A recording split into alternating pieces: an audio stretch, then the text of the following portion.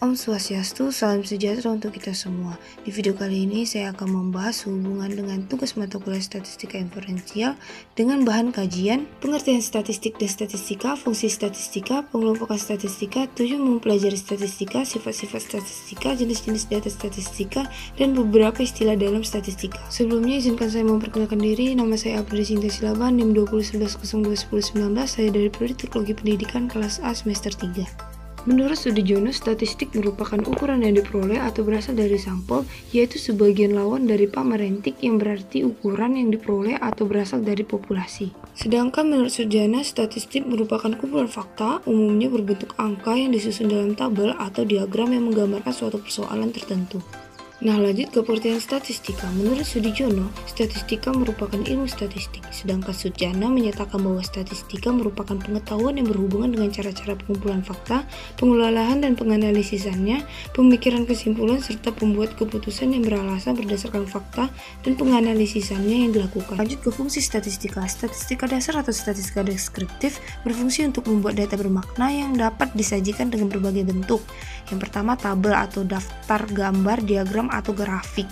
Yang kedua, ukuran tendensi sentral berupa min atau rata, media atau nilai tengah, dan modus. Yang ketiga, ukuran variabilitas yang berupa rentangan, simpangan baku, dan varian. Sedangkan statistika inferensial atau induktif digunakan untuk melakukan generalisasi dari sampel ke populasi dan uji hipotesis, membandingkan atau uji perbedaan kesamaan dan penghubungan, yaitu uji keterkaitan konstribusi, serta untuk memprediksi dengan teknik yang pertama regresi linear atau hubungan fungsional, yang kedua regresi kurvilinear, kuadratik, logaritmik, dan hiperbolik. Yang ketiga, korelasi keterkaitan hubungan timbal balik, yaitu derajat hubungan atau koefisien korelasi dan kadar sumbangan atau koefisien determinasi. Pada tahun 1980, Zanter mengelompokkan statistika menjadi dua, yaitu statistika deskriptif dan statistika induktif atau inferensial. Statistika deskriptif merupakan bidang ilmu statistika yang mempelajari tentang tata cara penyusunan dan penyajian data yang dikumpulkan dalam suatu penelitian. Sedangkan statistika induktif merupakan bidang ilmu statistika yang mempelajari tentang tata cara penarikan kesimpulan-kesimpulan mengenai keadaan populasi berdasarkan hasil analisis data terhadap bagian dari populasi yang disebut sampel. Tujuan mempelajari statistika yang pertama untuk melakukan tugas dalam menganalisis data hasil penelitian, terutama hasil penelitian yang menyajikan data kuantitatif. Yang kedua, untuk melakukan tugas-tugas dalam bidang administrasi di berbagai kantor atau instansi pemerintah maupun swasta. Dan yang ketiga, untuk memahami berbagai informasi dalam media cetak dan media elektronik. Sifat-sifat statistika yang pertama bersifat kuantitatif, artinya bahwa statistika hanya dapat melakukan tugasnya menganalisis data yang berbentuk kuantitatif atau angka-angka.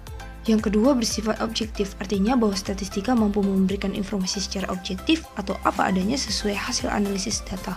Yang ketiga, bersifat dapat digunakan dalam berbagai disiplin ilmu pengetahuan. Salah satu syarat ilmu pengetahuan adalah memiliki sifat objektif, di sampingnya juga memiliki sistematis yang jelas, objek formal yang jelas, serta memiliki prospek perkembangan. Selanjutnya, jenis-jenis data statistik. Menurut sifatnya ada dua jenis data. Yang pertama, data kualitatif. Data kualitatif merupakan data yang menggambarkan suatu objek atau variabel dalam bentuk sifat-sifat, kategori, kriteria, atau klasifikasi. Yang kedua, data kuantitatif. Data kuantitatif merupakan data yang menggambarkan keadaan sesuatu objek atau variabel dalam bentuk angka-angka atau bilangan. Nah, di dalam data kuantitatif ini ada dua data lain. Yang pertama, data diskrit atau pilah. Data diskrit ini didapat berdasarkan hasil menghitung. Yang kedua, data kontinum atau bersambung. Misalnya skor berat badan 60 kg. Angka 60 tersebut memiliki rentang mulai dari 59,50 sampai dengan 60,49. Artinya bahwa tidak ada yang menyatakan berat badan 59,50 atau 60,49. Akan tetapi akan ditulis bilangan bulat, yaitu berat badan 60 kg. Yang kedua, jenis-jenis data menurut proses kuantifikasinya. Yang pertama, data atau variabel nominal merupakan data kuantitatif yang hanya memiliki perbedaan sifat atau bentuk, di sampingnya juga memiliki persamaan dalam hal derajat. Yang kedua, data atau variabel ordinal merupakan data kuantitatif yang memiliki perbedaan sifat atau bentuk dan juga memiliki perbedaan jenjang. Yang ketiga, data atau variabel interval merupakan data kuantitatif yang memiliki perbedaan sifat atau bentuk dan perbedaan jenjang, serta memiliki jarak pasti yang dapat dihitung. Yang keempat, data atau variabel rasio merupakan data yang memiliki perbedaan sifat dan bentuk, perbedaan jenjang, dan memiliki jarak pasti atau dapat dihitung, serta memiliki titik nol mutlak atau diukur dari titik nol mutlak. Selanjutnya ada beberapa istilah dalam statistik. Yang pertama, populasi.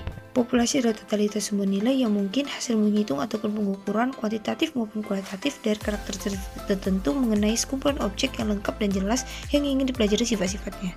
Yang kedua, sampel. Sampel merupakan bagian dari populasi yang secara langsung dikenai penelitian. Yang ketiga, variabel atau objek penelitian. Variabel atau objek penelitian merupakan segala sesuatu atau sifat-sifat, ciri-ciri atau karakteristik yang menjadi fokus perhatian dalam suatu penelitian.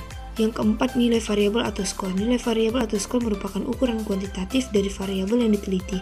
Nilai variabel ini ada dua jenis, yaitu bersifat kontinum atau bersambung, atau skor yang diperoleh melalui pengukuran, dan bersifat diskrit atau pilih yang diperoleh melalui perhitungan. Nah, sekian dari saya. Jika ada kesalahan kata mohon dimaafkan. Terima kasih.